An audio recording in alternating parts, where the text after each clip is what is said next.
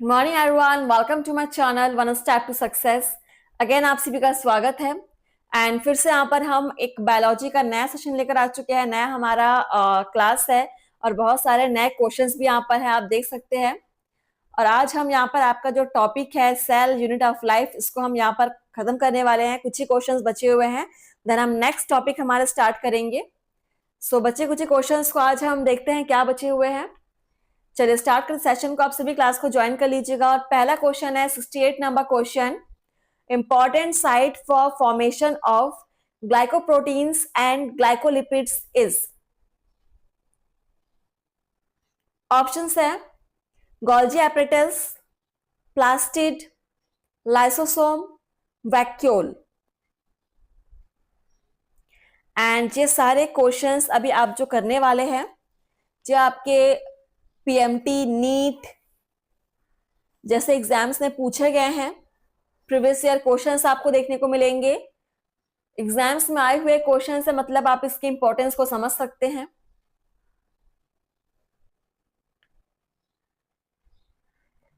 तो आंसर करेंगे important site for formation of glycoproteins and glycolipids is. Glycoprotein और glycolipid के फॉर्मेशन मतलब कि निर्माण के लिए इंपॉर्टेंट साइट कौन सा है? Golgi apparatus. नोट कर लीजिए, गोल्जी एपरेटस इन दोनों के निर्माण के लिए बहुत इंपॉर्टेंट साइट है। Option A is correct. Next question number 69, in eubacteria a cellular component that resembles eukaryotic cells is। Options हैं nucleus, ribosomes, cell wall, plasma membrane.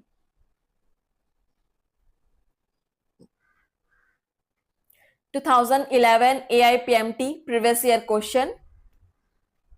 Continue आपको अभी प्रीवियस ईयर क्वेश्चन ही मिलने वाले हैं, 5, 6, 7 क्वेश्चन यहां पर आप देखेंगे। सो क्वेश्चन है हमारा, इन यू बैक्टीरिया मतलब यू बैक्टीरिया में a cellular component that resembles eukaryotic cells is plasma membrane। Option D plasma membrane is right answer. आप क्वेश्चंस को नोट करते चलिएगा। Next question number 70, satellite of chromosome is. Chromosome के लिए satellite या chromosome का satellite क्या है? ऑप्शन है rich in RNA and deficient in DNA, rich in DNA and deficient in RNA, rich protein, lakhs DNA. Confuse नहीं होना है, सोचिए, आपने पढ़ा हुआ है टॉपिक को, सोचिए और आंसर कीजिए। Satellite of chromosome is.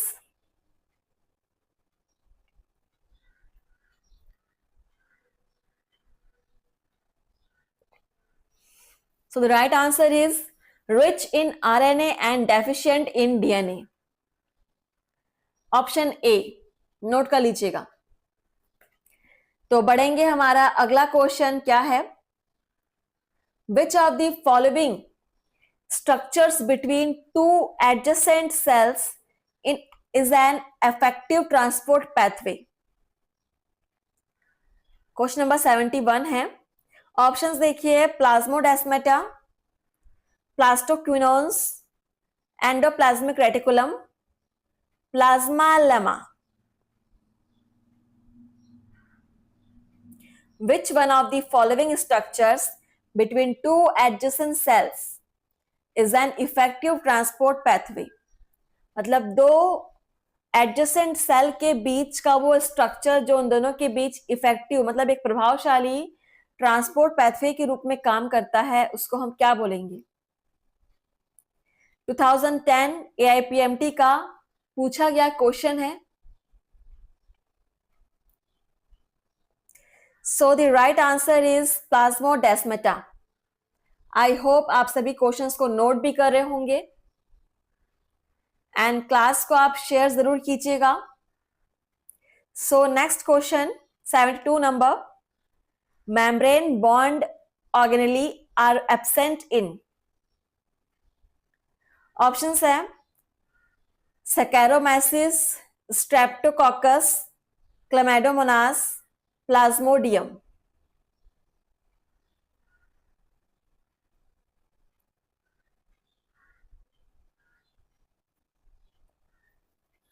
चलिए, membrane bond organelle are absent in, इनमें से किन ऑर्गेनिज्म में मेम्ब्रेन बॉन्ड ऑर्गेनेली एब्सेंट होते हैं? So Streptococcus is right answer. Option B, Streptococcus. Next question number 73. The plasma membrane consists mainly of. Plasma membrane में mainly कौन सी चीजें present होती है, किससे बना होता है? ऑप्शंस देखिए, phospholipids embedded in protein bilayer, protein embedded in a phospholipid bilayer, proteins embedded in a polymer of glucose molecules, protein embedded in carbohydrate bilayer.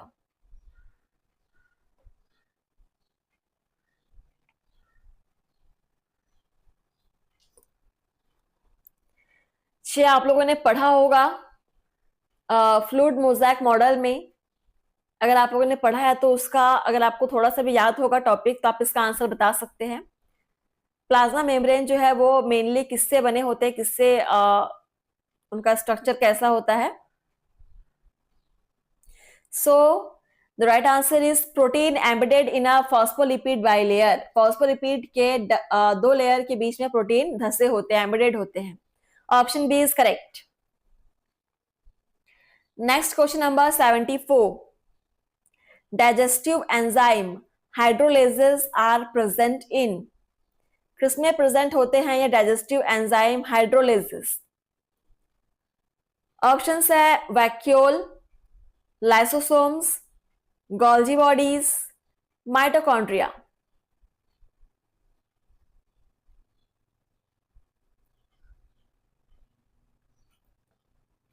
Question number 74,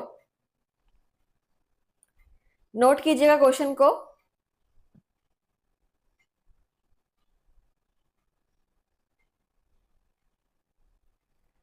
चलिए, सो देखिए यहां पर सबसे सही आंसर यहां पर क्या है?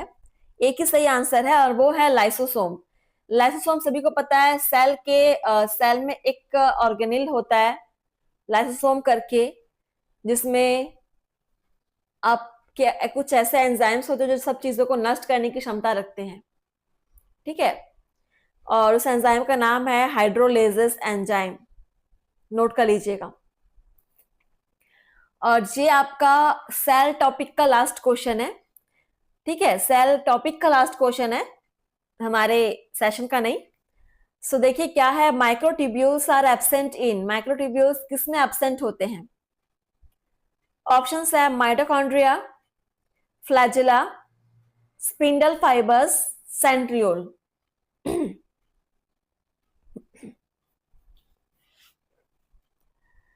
और अभी तक सभी क्वेश्चंस आप देख सकते हैं किसी न किसी एग्जाम में पूछे हुए हैं। बहुत ही इंपॉर्टेंट क्वेश्चंस अभी तक हमने सॉल्व किए हैं सेल के, और ये लास्ट क्वेश्चन है सेल टॉपिक का, ठीक है? सो यहाँ पर सही आंसर हो जाएगा माइटोकॉन्ड्रिया। माइक्रोट्यूब्यूल्स माइटोकॉन्ड्रिया में एब्सेंट होते हैं। Option first is correct. चलिए आगे बढ़ते हैं। अब यहां से हम नया टॉपिक स्टार्ट करने जा रहे हैं, आप देख सकते हैं जहां से हमारा नया टॉपिक स्टार्ट हो रहा है। क्वेश्चंस भी आपके बिल्कुल नए हैं, फ्रेश है। सो आप लोगों ने सेल टॉपिक में जितने सारे क्वेश्चंस किए हैं सभी आपको अच्छे से समझ में आया होगा, कवर हो गया होगा। कुछ भी डाउट है आप हमसे कंसल्ट कर सकते हैं। तो स्टार्ट करते हैं हमारा नया जो टॉपिक है, और आपका टॉपिक है देखिए बायोमोलिक्यूल्स एंड एंजाइम, ठीक है? बायोमोलिक्यूल्स एंड एंजाइम का आपका टॉपिक है और वहीं से हम नए क्वेश्चंस ले रहे हैं। सो पहला क्वेश्चन है, which of the following is not correct? Option है plant cell wall is made up of cellulose, paper made from plant pulp is cellulose, cotton fibre is cellulose, cellulose gives blue colour with iodine test. 4 options आपके सामने हैं, answer कीजिएगा। सो topic को ध्यान में रखिए, आपका टॉपिक है बायोमोलिक्यूल्स एंड एंजाइम वाला टॉपिक हम यहां से स्टार्ट कर रहे हैं आज।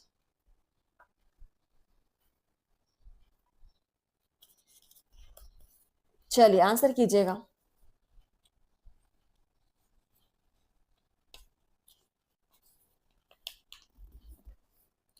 विच of the following is not correct. 4 option है, इनमें से कौन सा ऑप्शन है जो सही नहीं है।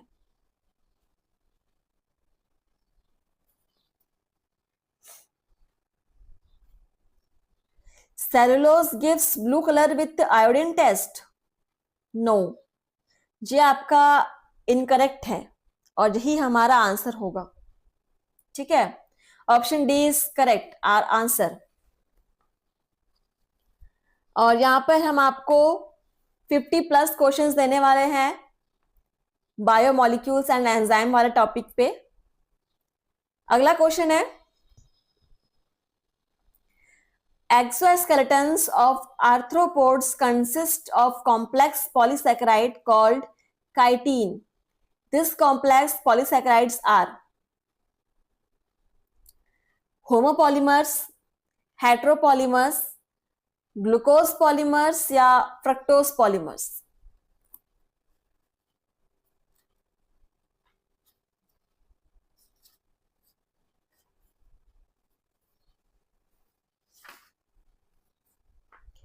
सो राइट आंसर इज हेटेरोपॉलीमर्स। जो आर्थ्रोपोड है उनका जो एक्सोस्केलेटन है वो पॉलीसैकेराइड काइटिन का बना होता है, सभी को पता है बाहरी आवरण काइटिन का बना होता है। सो ये पॉलीसैकेराइड किस टाइप के होते हैं, ये होते हैं heteropolymers. Option B is correct. Important था क्वेश्चन, नोट कर लीजिएगा। नेक्स्ट है question number 3, which of the following is correct. Options देखेंगे, peptide bond is the linkage between 2 amino acids of protein.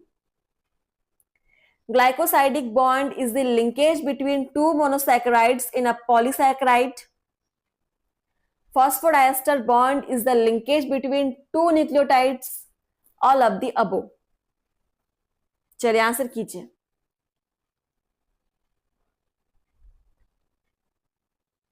जहां से आपका टफ टॉपिक स्टार्ट है, biomolecule वाला टॉपिक इजी नहीं है फ्रेंड्स, बहुत ही टफ है, तो ध्यान दीजिएगा। आप सेल्फ स्टडी कीजिए घर पे, पढ़ाई डेली होनी चाहिए तभी आप आंसर कर पाओगे। सो यहां बोला गया है कौन सा ऑप्शन करेक्ट है, ये सभी ऑप्शन बिल्कुल करेक्ट है। ठीक है, ए बी सी डी तीनों ऑप्शन ही करेक्ट हैं और यहां पर हमारा सही आंसर हो जाएगा all of this. Option D is correct. इस टाइप के क्वेश्चन में डरना नहीं है, आप ऑप्शन को पढ़िए, आपको बिल्कुल यहाँ पर आंसर मिलेगा। चलिए अगला क्वेश्चन देखिए, तो आपको और डर लग रहा होगा, डरना नहीं है, देखते हैं पढ़ के क्या चीज है ये। It is said that elemental composition of living organism and that of inanimate objects like Earth's crust are similar in the sense that all the major elements are present in both. Then what would be the difference between these two groups? Choose a correct answer from among the following. सबसे पहले तो आप question को समझिए क्या बोला गया है, उसके बाद हम ऑप्शंस देखते हैं। Living organisms have more gold in them than in animate objects. Living organisms have more water in their body than in animate objects.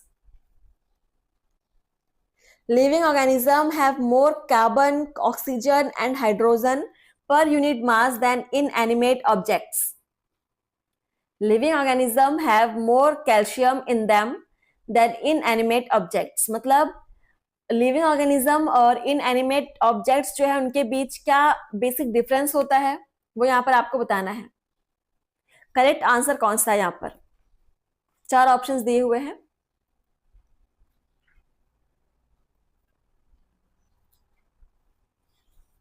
Question number 4,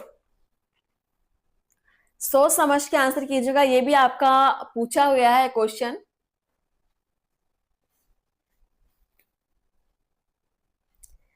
So the right answer is living organism have more carbon, oxygen and hydrogen per unit mass than inanimate objects. Option C is correct. बिल्कुल, option C. और बढ़ते हैं हमारे अगला question की तरफ। Question number 5, the 2 polynucleotide chains in DNA are parallel, discontinuous, anti-parallel, semi-conservative।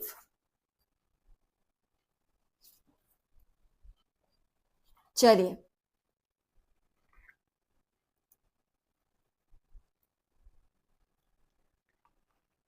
यहाँ पर आपको हिंदी इंग्लिश दोनों लैंग्वेजेस में क्वेश्चंस प्रोवाइड किए जा रहे हैं।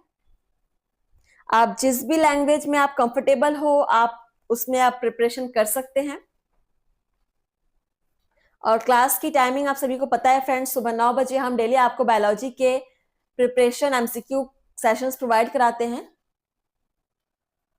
चलिए, the 2 polynucleotides chains in DNA are antiparallel. दोनों एंटी पैरेलल होते हैं। Option C is correct, anti parallel.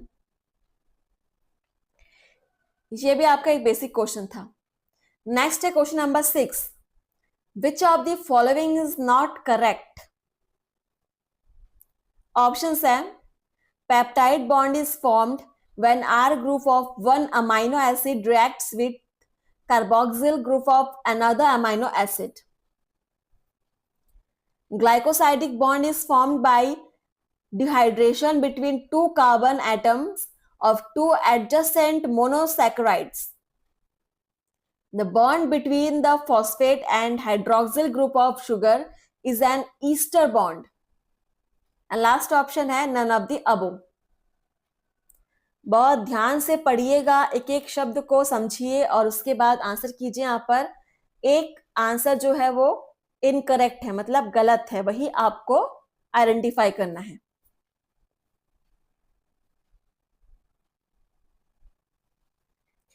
बच्चे बहुत कंफ्यूज होते हैं जब आपको एग्जाम में, हम सोचते हैं कि हर बार हमसे सही आंसर पूछा गया है, लेकिन नहीं, एग्जाम में कई बार आपको 4 ऑप्शंस में 3 सही देगा और एक गलत देगा और आपसे गलत वाला पूछा जाता है, तो वहां पर हम मिस्टेक करते हैं।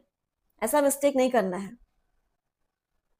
जल्दबाजी में, हड़बड़ी में ऐसा होता है, तो जल्दबाजी नहीं कीजिएगा। तो देखिए यहाँ पर कौन सा जो ऑप्शन है वो इनकरेक्ट है। Peptide bond is formed when R group of one amino acid reacts with carboxyl group of another amino acid. Option A जो है वही आपका यहाँ पर इनकरेक्ट ऑप्शन है, बाकी 3 आपके करेक्ट हैं। चलिए, टॉपिक चल रहा है हमारा मैक्रोमोलिक्यूल्स एंड एंजाइम्स। ठीक है, चलिए, तो अगला क्वेश्चन देखिए क्या है यहाँ पर। सॉरी, बायोमोलिक्यूल वाला टॉपिक है। अगला क्वेश्चन है question number 7, which of the following is not correct about DNA structure? DNA structure के बारे में इनमें से कौन सा ऑप्शन करेक्ट नहीं है?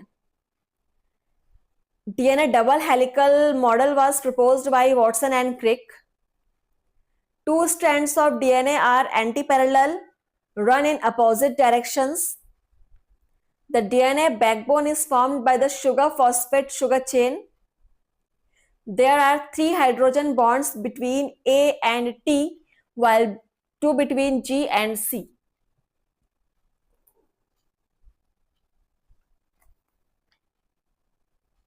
चलिए,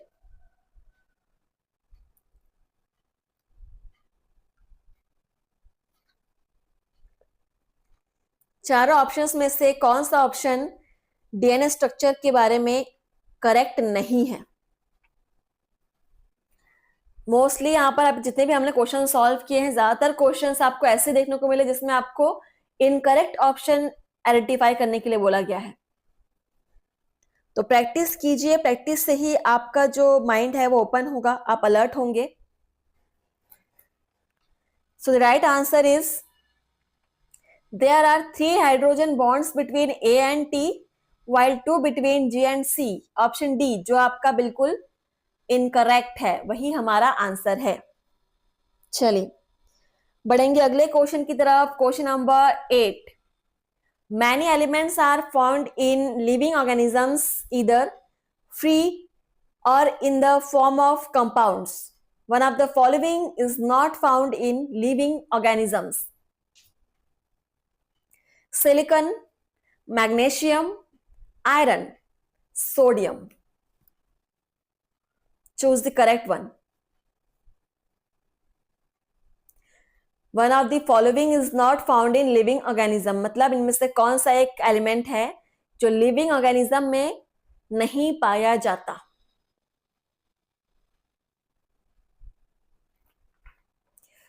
बहुत ही सिंपल आंसर है, सिलिकॉन जो है वो लिविंग ऑर्गेनिज्म में नहीं पाया जाता, सिलिकॉन।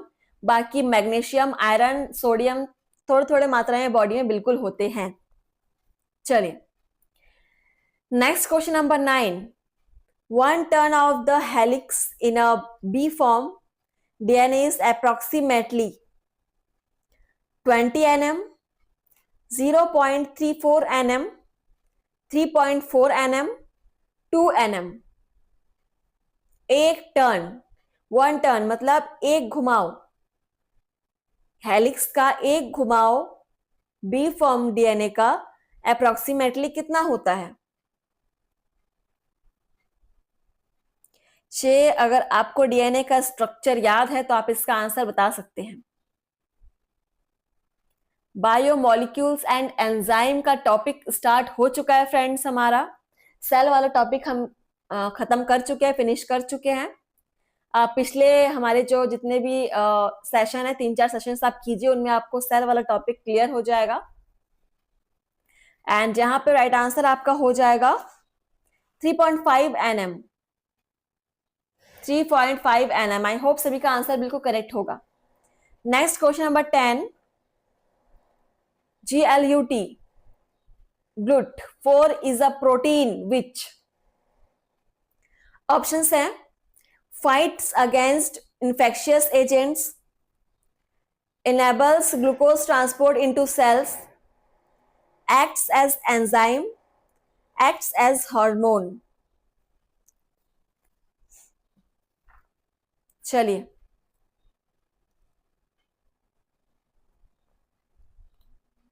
आपको क्वेश्चंस कैसे लग रहे हैं मुझे कमेंट्स में बताएंगे, और बिल्कुल आप लोग लाइक कमेंट शेयर करना मत भूलिएगा फ्रेंड्स। जहां पर बहुत मेहनत से आप बनाए जा रहे हैं जो सेशन है आप लोगों के लिए, सो आप लोग कोऑपरेट कीजिए, पढ़िए हमारे साथ, प्रैक्टिस कीजिए, इससे फायदा आपको ही होना है। GLUT4 एक प्रोटीन है, वो क्या है या क्या करता है उसका आंसर आपको बताना है। And the right answer is enables glucose transport into the cell, मतलब सेल में ग्लूकोज को ट्रांसपोर्ट होने से रोकता है, जाने नहीं देता। Option B is correct. Next है हमारा question number 11। Which of the following macromolecules constitute the major portion of cellular mass? Proteins, carbohydrates, lipids, nucleic acids।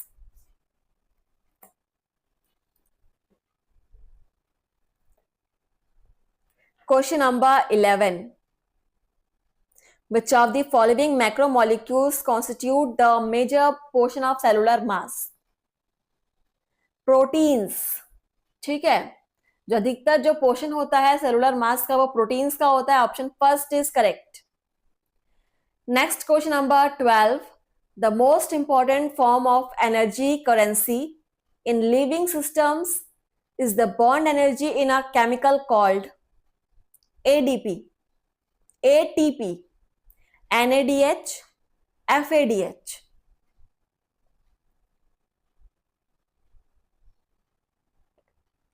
तो ये सारे ही एनर्जी करेंसी ही हैं, ठीक है, सारे आपके एनर्जी करेंसी के ही फॉर्म है, लेकिन सबसे इंपॉर्टेंट जो है वो आपको बताना है।